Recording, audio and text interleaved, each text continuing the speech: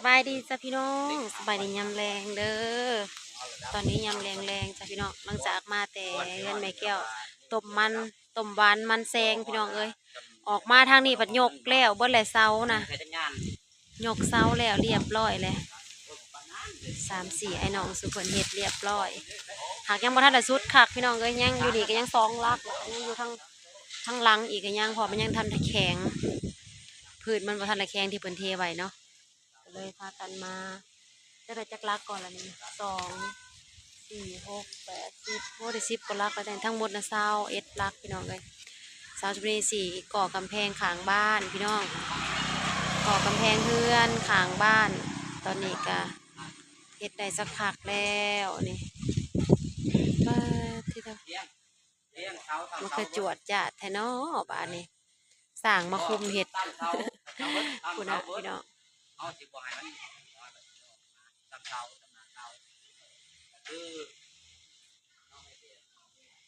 เสียเขาเฮ็ดอันก่อเฮาตั้งไว้ในมืออื่นนี่ซะนี่ก็เถื่อสิได้ออกเมื่อปลูกบักคือดินบ่จัก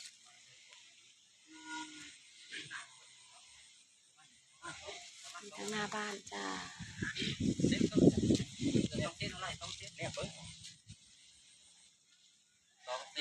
ให้น้องทรายกับเคยเยอะแล้วก็น้องเบาเสียงมาเฮ็ดให้ไฟเฮาอยู่กันครัวบ่ฮัมไปงับลงแน่ในข้างตู้เย็นน่ะเด้ออยู่ในข้างตู้เย็นนั่นเดินแคมทาง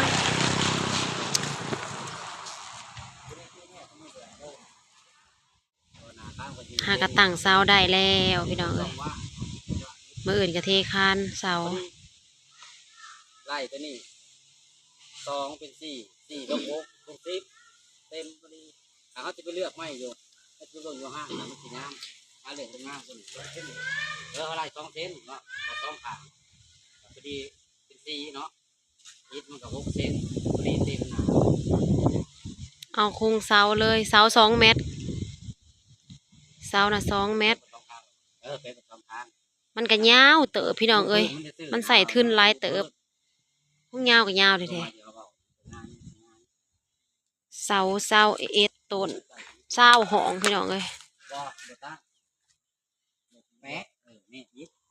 นี่ยิดดูนี่ยิดออกมาเนาะนี่เกินยิด6 เซนพอดีแล้วอย่างว่าลงโตตีจำเป็นพอดีตีเนี่ยอุดเลยนะเวลาเขาก่อได้สักก่อกลางบ่ก่อขอกก่อกลาง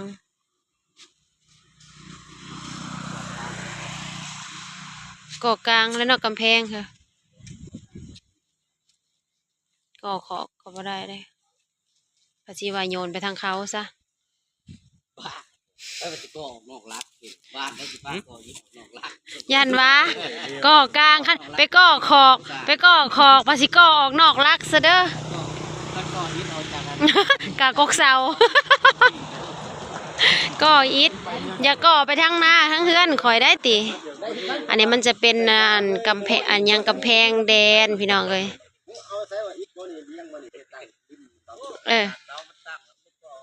ยังก่อเอาขอกสิพ่อแห้งนี่นะก่อกลางค่ะแหละระดับกับระดับยาวเฮ้ยมันก็ได้แบบติ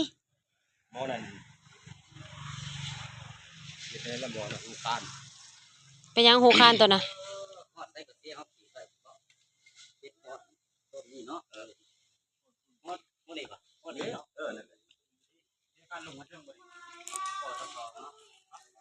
มาเลาะเบิ่งพี่น้องต้องรอให้มันแข็งบัดนี้ซาชุยก็ใส่ปูนแดงอยู่ใส่ปูนแดงมันก็จะแห้งไวเนี่ยยังบ่ทันได้แห้งซ้ำได้นี่5 กระตังเป๊ะเลย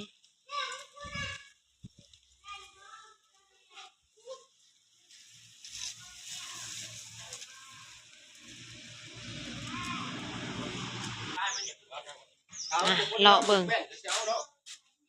มาเลาะเบิ่งพี่น้องหอดใจเลย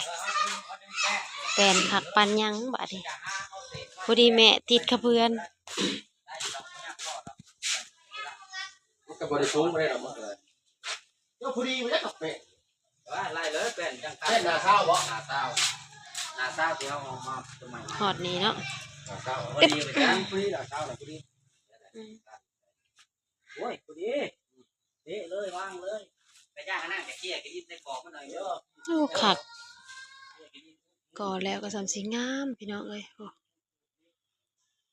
พอดีลงตัวเป๊ะๆเลยยังอีกหลายเสาอยู่ได้นี่งามปัญญังวันนี้พี่น้องเอ้ยโอ้ตัวนี้เขาเทไว้หมอนี่น้ำซึมเนาะ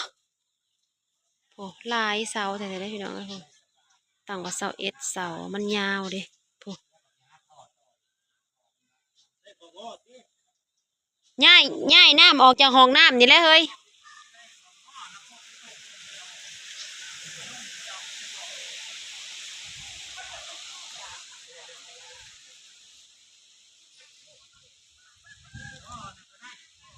ปาดเถอะ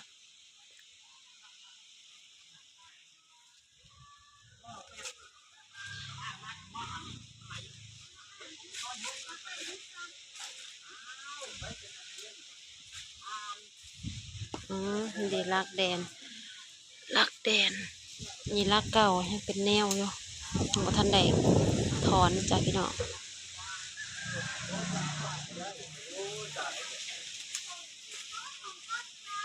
ยังตัวนี้ก็ทันได้แห้งหากระไดแต่เสาจ้ะพี่น้องมื้อนี้เสาก็ยังตั้งบ่ทันแล้วสุดท่า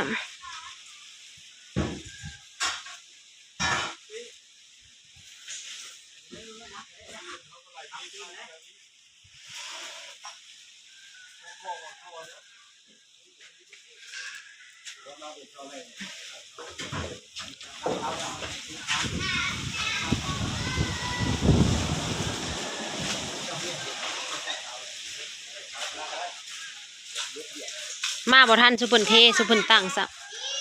แล้วปะสร้างก็ดีเก็บเต็งไว้แล้ววะ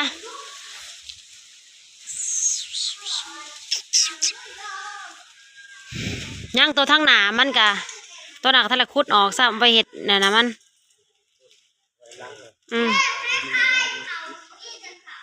เห็ดแล้วมัน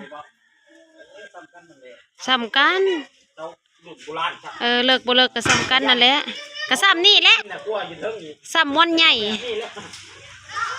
ของมันรีบลงเลยก็เจ้าอันนั้นเด้ก็เจ้าเอาดินมาถมมันก็คูนขึ้น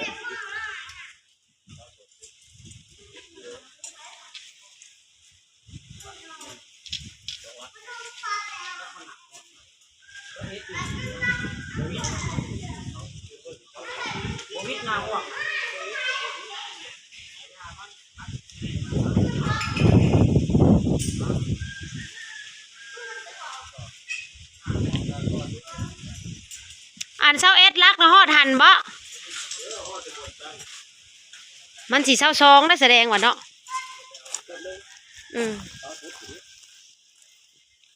บางทีเขาอาจจะไปตั้งเขานะเขาหนึ่งกับเลือกสินค้าต้องมือ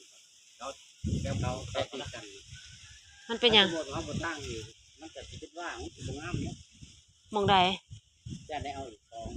มองติดกันนั่นกับเสาเทียงเสาเฮือนนะ เวลาโตมันก็บ่เพียงกันเลยเขาต่ำกว่าเด้เขามันต่ำกว่าเด้ ของข้าเจ้านะ ไอ้นี่ อ๋อใช่แน่ลูก อยู่แล้วเขาต้องเหยียบเงาตึงต่อบนของเขาเนาะ แต่เงาเองลูก ของข้าเจ้าสิก่อต่ำกองเฮาเฮ้ยอย่าชุนไปละบาทนี่ไปแล้วอีพ่อเอ้ยเขาหากระตั้งลูกอย่าไปซุนเสร็จบาทนี่ซุนบ่ได้จักลักได้ลูกบ่ซุนยับออก ขึ้นบ่ได้เศร้าผู้ใดเศร้านี่ อ้าวเสร็จแท้ๆบาทนี่เสาสิไปทางใหม่แล้วบาทนี่นะลูกเพิ่นนี่แต่บ่ขี้ดื้อซ้ำ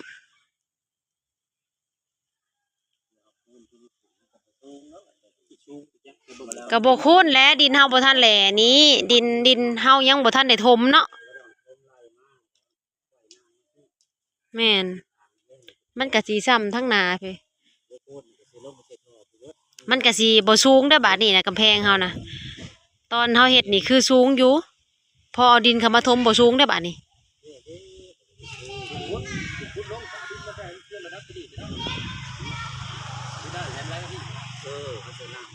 คือดินทำนี่นะ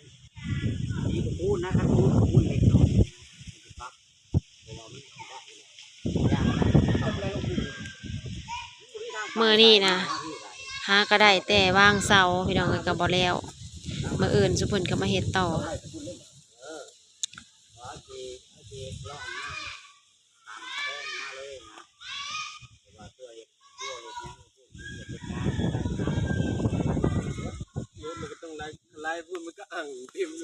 ว่าอยากได้อันหนาเฮือนใหม่พัดได้กำแพงเอากำแพงซะก่อนหนาเฮือนน่ะก็เปื่อยเบิดเลยมอกทั้งหนานี่พี่น้องเอ้ยเปื่อยเบิดเลยฝนตกมาก็เปียกเบิดบ่ได้หยังแล้วว่าอยากเฮ็ดใหม่มากใหม่ผัดมาเฮ็ดกำแพงก่อนบัดนี้เอาได้กำแพงก่อนก็เอากำแพงมันก็กำแพงยาว